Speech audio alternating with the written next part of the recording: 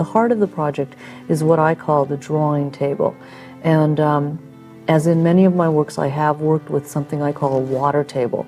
It's a very large stone flat surface, sometimes circular, in this case rectangular, and on it I inscribe text, and the text correlates with what is going on. Starting with, obviously the Vietnam Memorial with names, civil rights is history, women's table at Yale dealt with women at Yale was just numbers. For this one, I struggled the hardest. It took me about 3 years, and I had a major breakthrough about a year ago. And it was the final part of the Plaza. And in the end, it turned into a simple line drawing that will take its shape as a bubbling line of water on the surface. And you may think you're imagining that you actually see the water drawing a line. And then there's seating around the drawing table, so it becomes an outdoor classroom. So the end of the artwork project, kind of the heart of it, is this very simple drawing table in which oftentimes I use text, and now text has been reduced to the mark of the human hand, so that you get to the center and you realize this is a school of the arts, and the human hand, the drawn form, has become my language.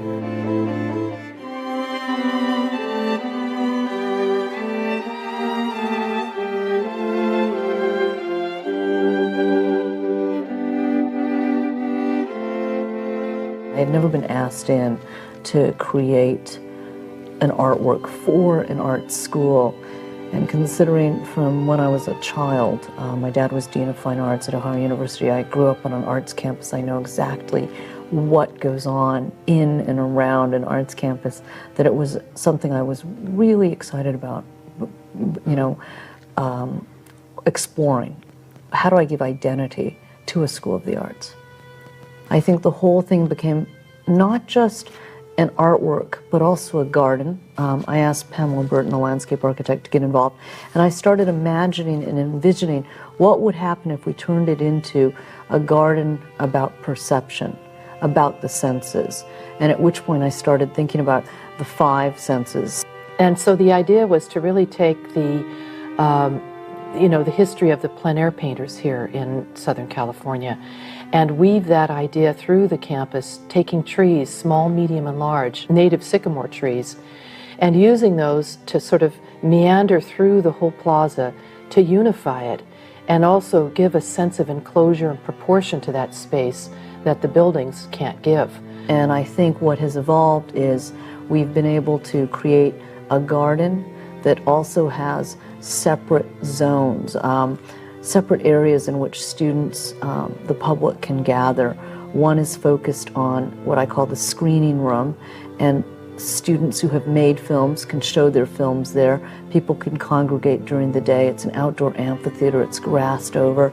And when nothing is being shown, it references an artwork by a photographer named Hiroshi Sugimoto. So I'm specifically drawing a beaded white rectangle that is hit by light, so at night it will glow and almost reference another artist's work. And then throughout there is, as far as smell and taste, there are orange trees that greet you at each of the entranceways, and then as you walk into the plaza, there's the scent of jasmine, rosemary, thyme, some of the plants that have been used that again sort of make you realize, if you're paying attention, that this place is tapping all of the 5 senses as you experience it, as you go through it. I think if you're a student here, I think hopefully you're going to be using and engaged on almost a daily basis, whether you're going into the cafe and then coming out into the plaza and sitting in one of these outdoor areas. As far as a visitor at night coming into the Claire Trevor Performing Arts Center, you'll notice colored lights in the walkway leading you in. Very theatrical, and you might notice of the 3 pathways that lead you in, one is blue, one is green, and one is red. They're the 3 primary light colors, and when the lines intersect, when the blue line meets the green line, I mixed the colors, so you get a phthalo blue-green. When the blue and the red line mix, you get a fuchsia purple. So hinting and telling you this is a school of the arts. As you drive up to me, to create an identity that would actually draw people to the theaters, to the schools, and help the campus and, in a way, the city of Irvine realize that there was something special going on here. It was something that was, again, very fun to get involved in.